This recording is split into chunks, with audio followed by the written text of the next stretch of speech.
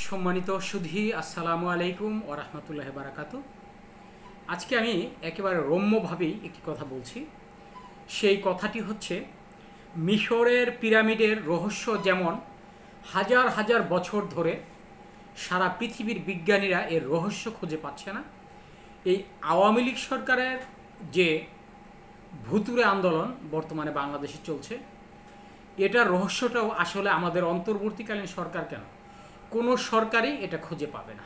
আপনারা দেখেন, 5ই আগস্টের পর বাংলাদেশে যেভাবে আন্দোলন হয়েছে, আমার মনে হয় দীর্ঘ 55-60 বছরেও বাংলাদেশে এতগুলো আন্দোলন হয়নি। এত আন্দোলন আমরা কিংবা আমার দাদা চাচারা দেখিনি। আসলে আওয়ামী লীগ একটা কঠিন রাজনৈতিক দল, যেই দলটা মানুষের মধ্যে যত দ্রুত ঢুকতে পারে, আবার মানুষের মধ্যে ততটা আতঙ্ক সৃষ্টি করতে পারে। আপনারা দেখেছেন, যখন বিএনপি ক্ষমতায় ছিল, এই বিএনপি ক্ষমতায় থাকাকালীন অবস্থায় লগি বৈঠা নিয়ে তারা যে আন্দোলনটা করেছিল, এই আন্দোলনের কথা আমার এখনও মনে আছে।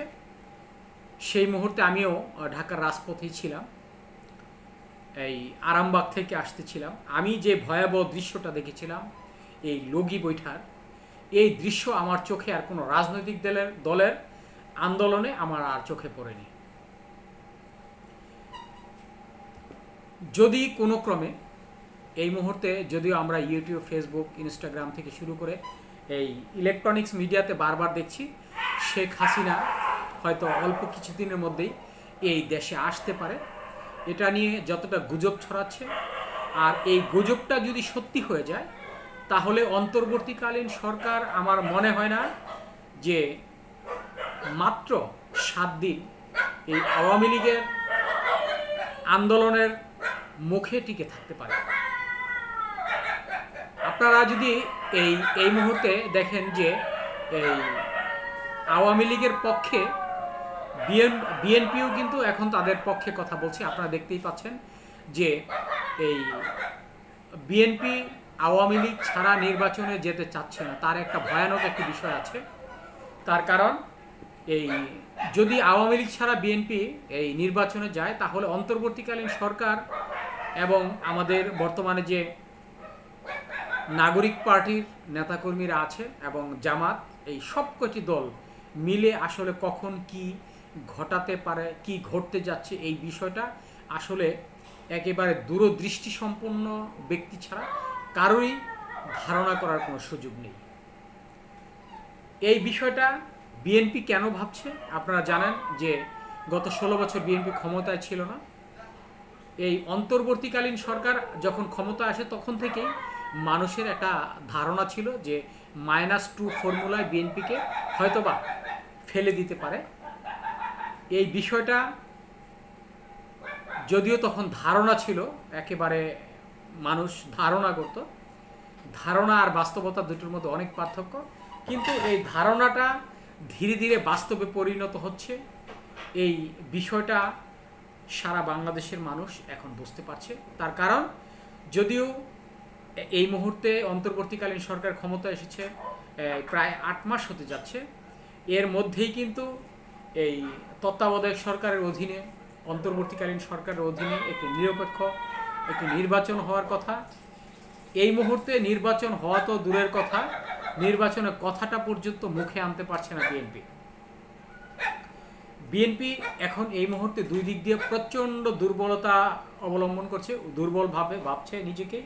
এক হচ্ছে, 5ই আগস্টের পর মনে করছিল যে তারেক রহমান বাংলাদেশে আসবে, বাংলাদেশে এসে যে বিএনপির যে অঙ্গ সংগঠনগুলোকে তারা আবারও এই চাঙ্গা করবে, বিভিন্ন মিটিং মিছিল, আপনার সংগঠনকে শক্তিশালী করার যতগুলো কৌশল ছিল, সবগুলো কৌশলই তারা অবলম্বন করার জন্য মনে প্রাণে চেষ্টা করেছে, কিন্তু তারা সেই চেষ্টাটাতে এই মুহূর্তে ব্যর্থতার পরিচয় দিচ্ছে। একমাত্র কারণ, তারেক রহমান বাংলাদেশে আসতে পারছে না। তারেক রহমানের কোথায় যেন একটু বাধা পড়ে রয়েছে, যার ফলে এখন তারেক রহমান দেশে আসার কথা চিন্তা ভাবনাও করতে পারছে না।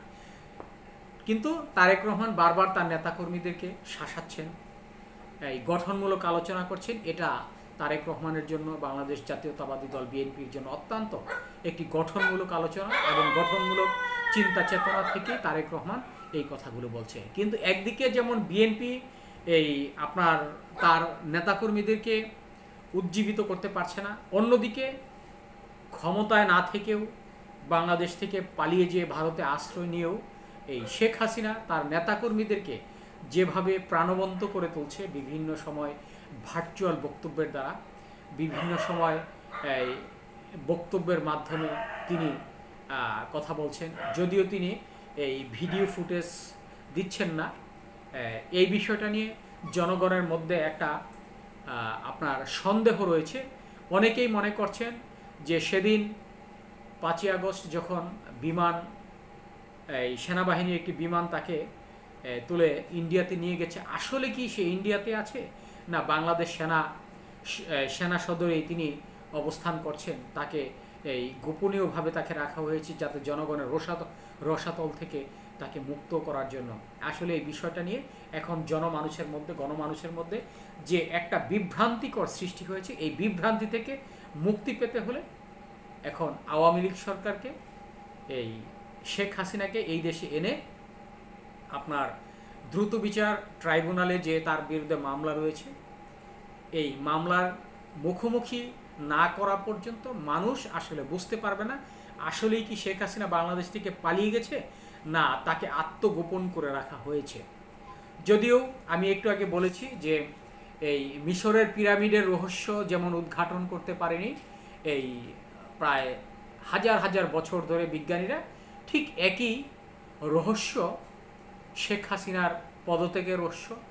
এই অনেকেই বলেন যে তার পদত্যাগপত্রটা সঠিক হয়নি, তিনি পদত্যাগ করেনি। অন্যদিকে তিনি এদেশ থেকে পালিয়ে গেছেন, এটা মধ্যেও একটা সন্দেহ রয়েছে।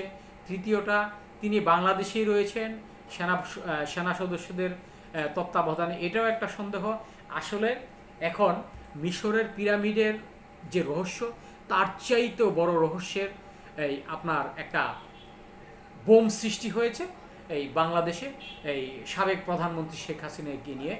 সেই বোমটা তখনই ব্রাস্ট হবে যখন শেখ হাসিনা এই দেশে এই আপনার আসবে কিংবা তাকে বিচারের মুখোমুখি করা হবে, তখন বোঝা যাবে আসলে কি তিনি এই দেশ থেকে পালিয়ে গেছেন নাকি তাকে পালাতে বাধ্য করা হয়েছে, না তিনি দেশে আছেন না দেশের কোনো জায়গায় তাকে আত্মগোপন করে রাখা হয়েছে। সম্মানিত দর্শক, আমরা আজকে এই বিষয়টা নিয়ে আপনাদের সামনে আলোচনা করার জন্য উপস্থিত হয়েছিলাম। ধন্যবাদ সবাইকে। ভালো থাকবেন, সুস্থ থাকবেন, নিরাপদ থাকবেন।